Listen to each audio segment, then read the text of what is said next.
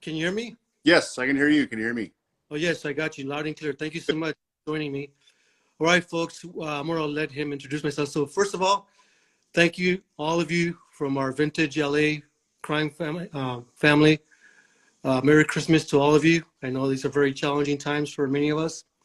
And as many of you know, we have a situation out of the city of Azusa, primarily the police department there, where one of our officers conducted a traffic stop that led to this arrest that we all know about now.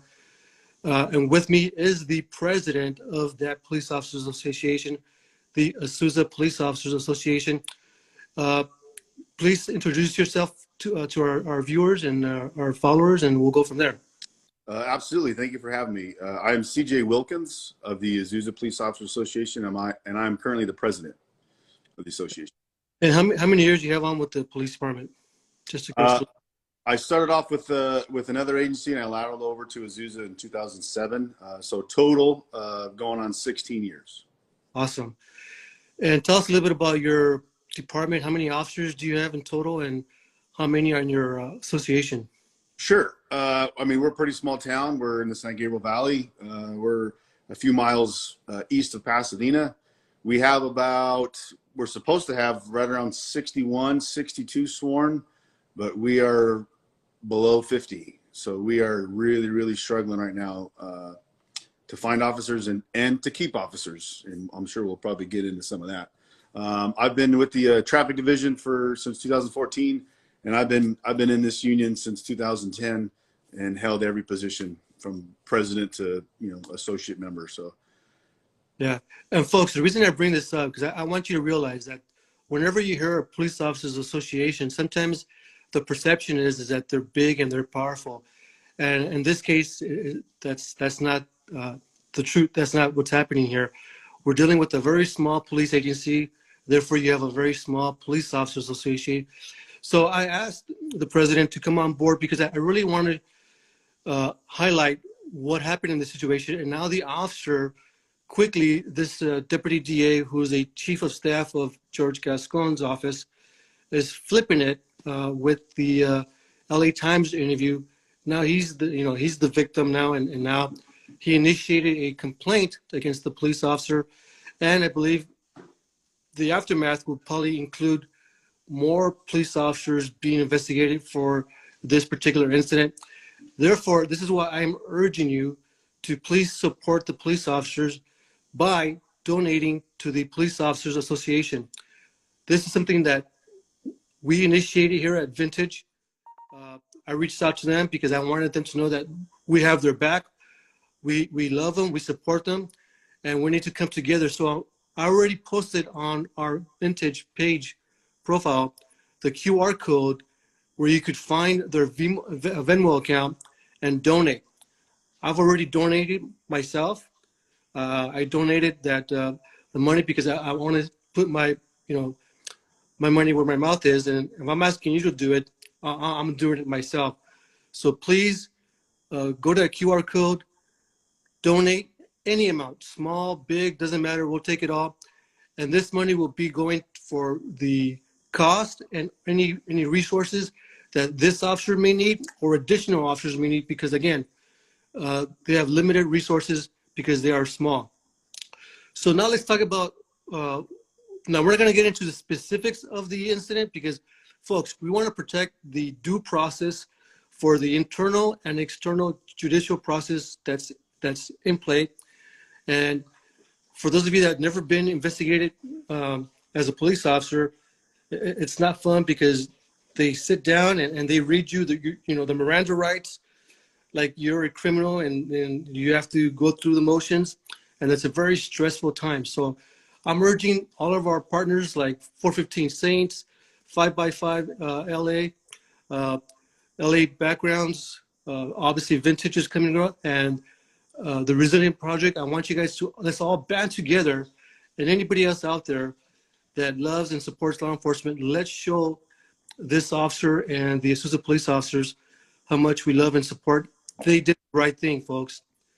What can you tell us, and if you want to stick to, we already released publicly, but what can you tell us about the event that led up to why we're here today?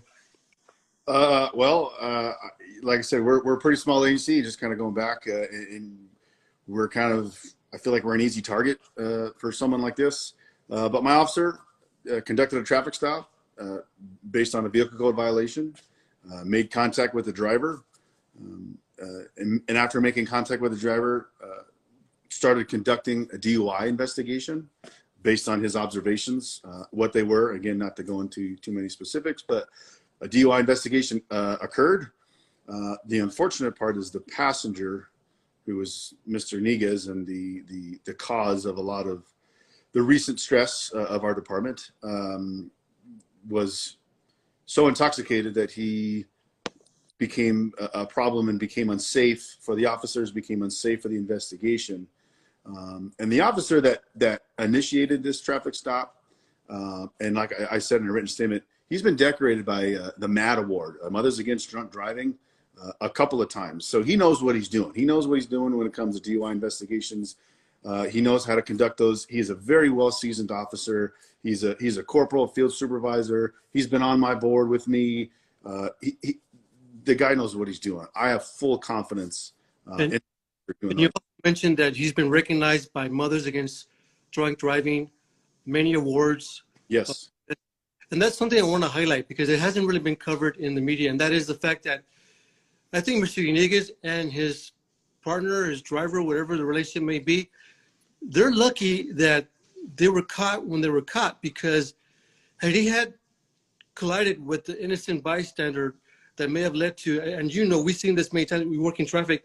I worked traffic for 2 years with LAPD, and we've seen some really, really horrible collisions where innocent people lose their lives because of DUI, because of driving impaired by either alcohol or drugs.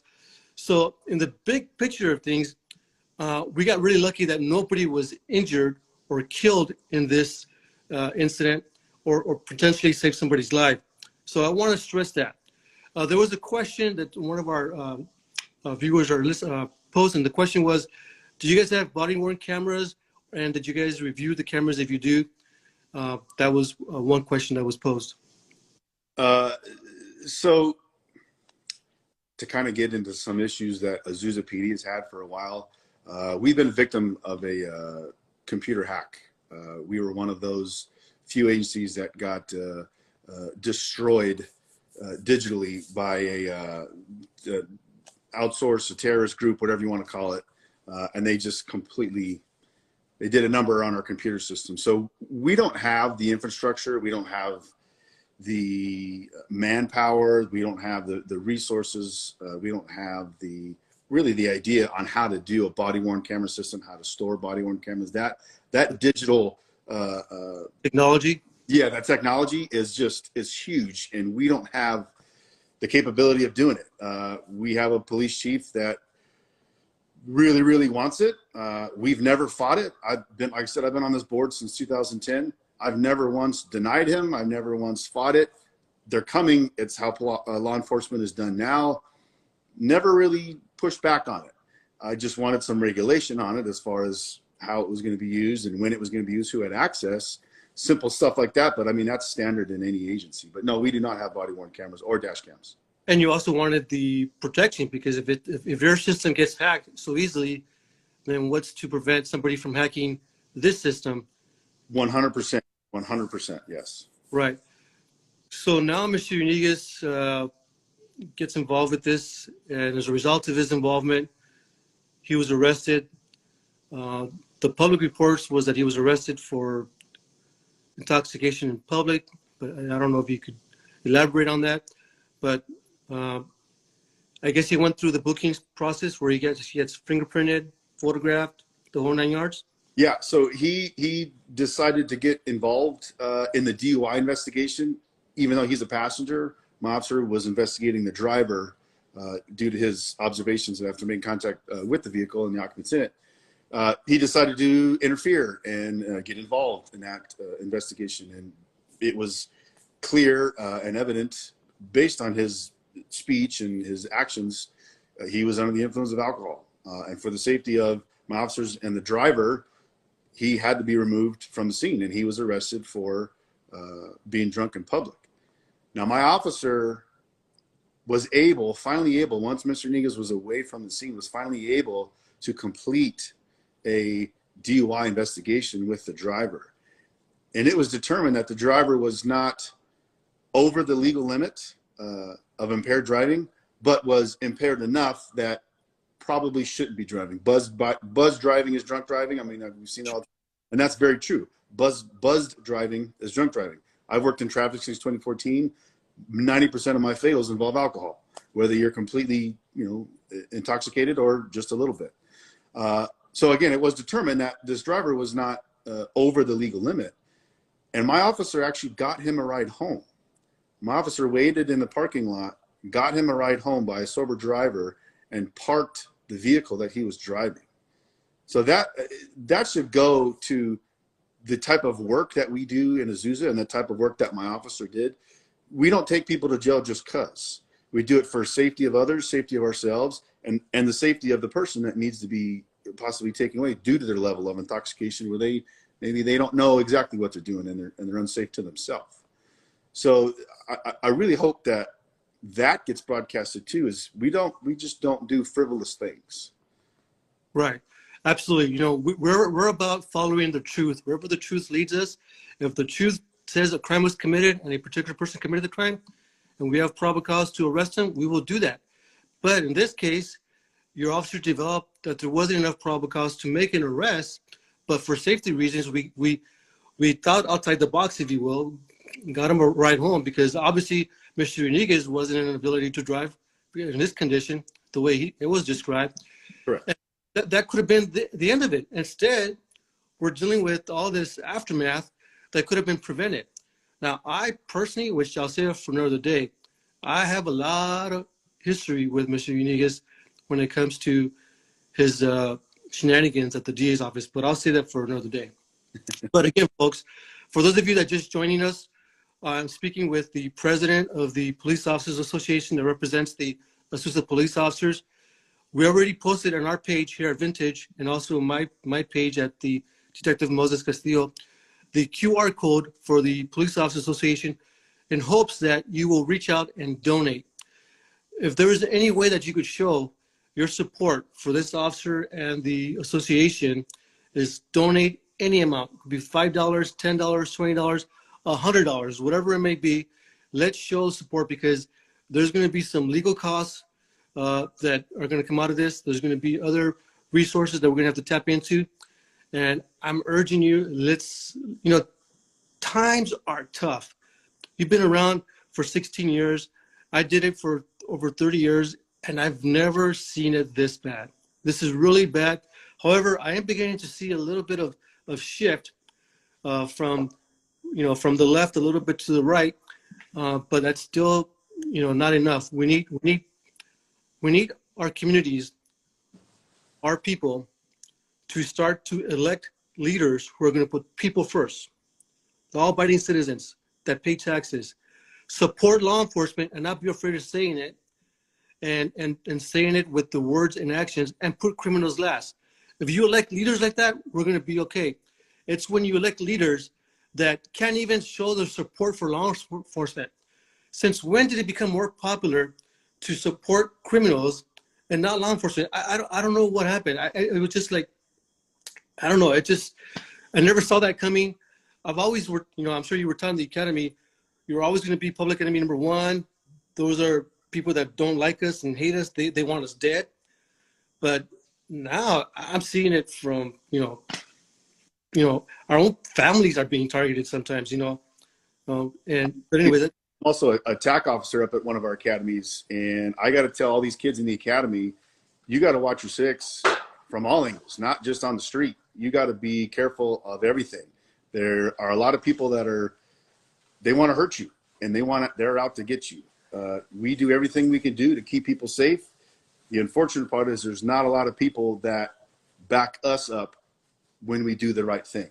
Right. And going back to what happened, we're right. We don't have body cams. I actually saw a comment coming up on this thing that we don't even have enough money to fix our air conditioning. So we have a department that doesn't have proper working air conditioners. So when it's 112 outside, it's pretty darn close of what it is inside. But my officer still did the right thing did what he's supposed to do, kept the public safe without a body cam. But So we've never pushed against. there's a question that just came up on the question chat box. And the question is, were there multiple officers present to witness Iniga's behavior or only one signal officer? And was the behavior consistent with 148 PC? I can confirm that, yes, there was more than one officer that was there. It was nighttime. Our officer safety, our standard kind of protocol is when anytime somebody does a traffic stop, and we all ride single person cars, an automatic back. We get a back wherever they're coming from. They show up, and I gotta believe because there was more than two, that clearly Mr. Negas presented such a problem that we needed more than just our kind of standard two. Now, again, I can't get too far into that, but more than two was.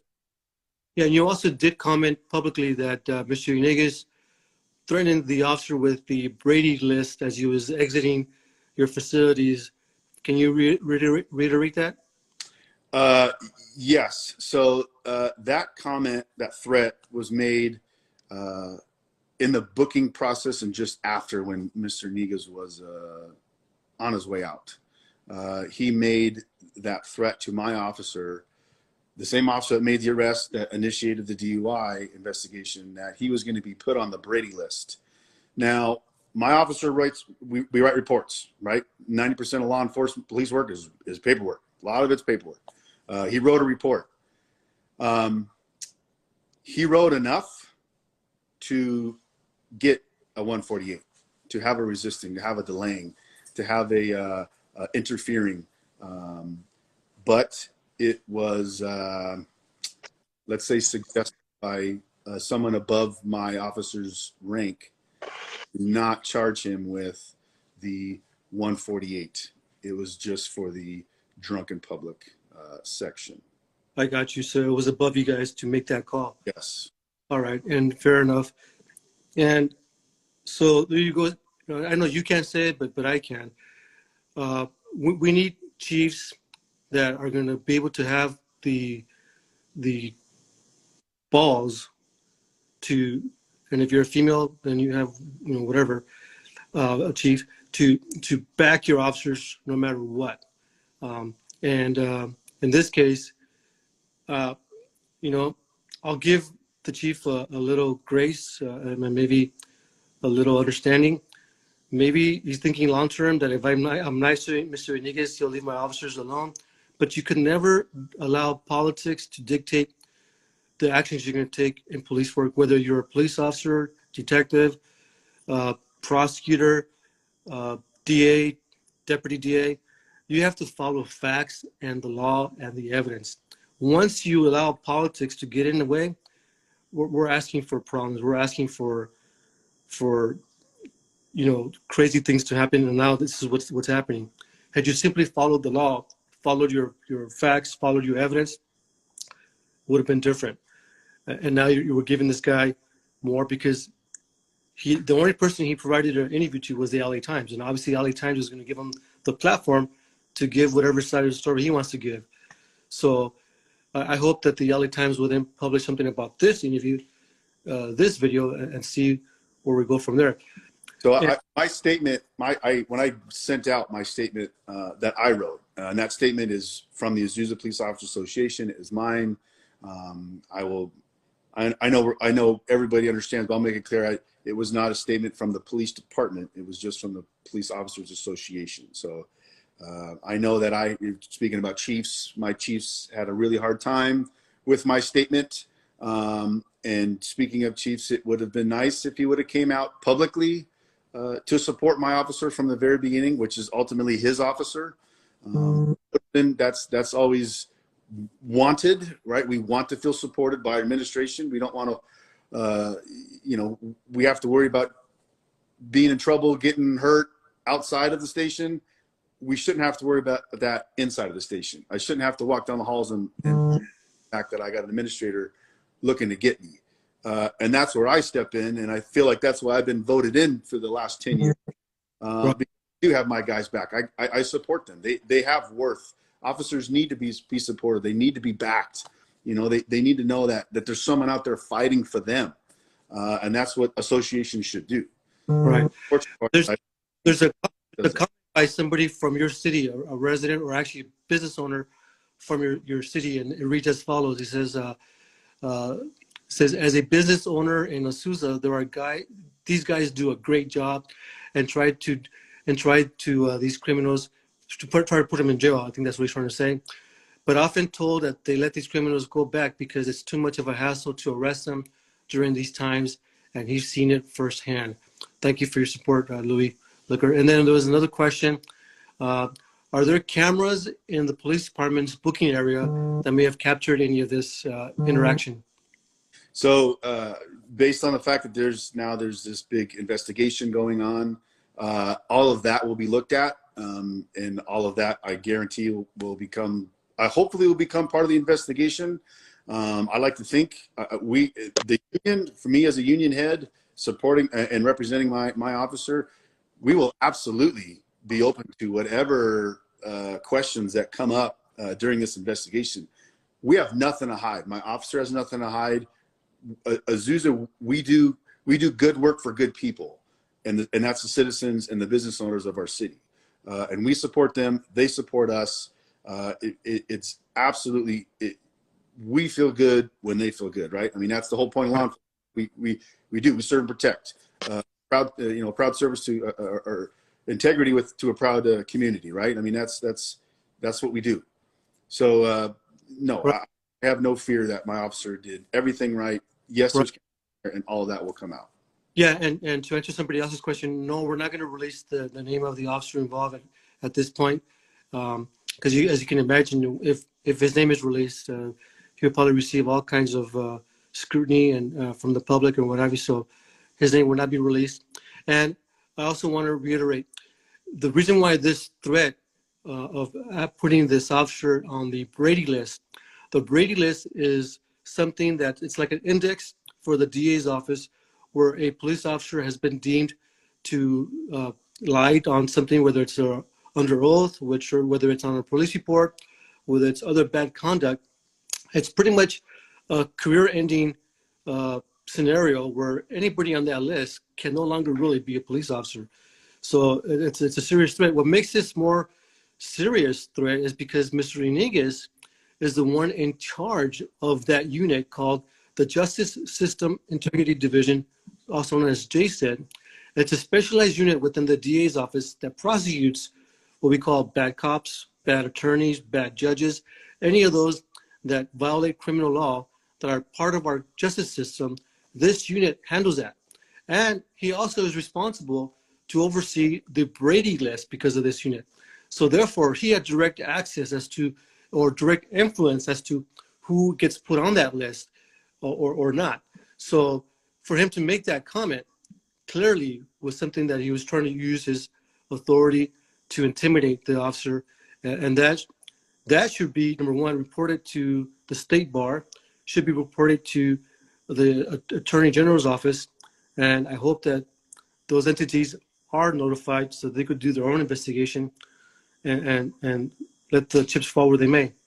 Yeah, no, we are learning of several violations that Mr. Iniguez possibly has done, and our department, our union, along with our attorneys, and with anybody else that's willing to help, we will defend ourselves, and I will defend this officer to the full extent. So, I stand behind them. I stand behind my officer, and we will fight the good fight for the good reason. Right. Again, folks, please go to their page, the Azusa POA page, or you could also see our QR code that we posted ourselves here at Vintage. Please donate, show your support. Let's flood them with all kinds of donations, whether small or big. Show them how much we appreciate them, how much we support them, and we're going to win. And I could tell you that some of these attorneys that are working with them, they're top-notch. They're great people.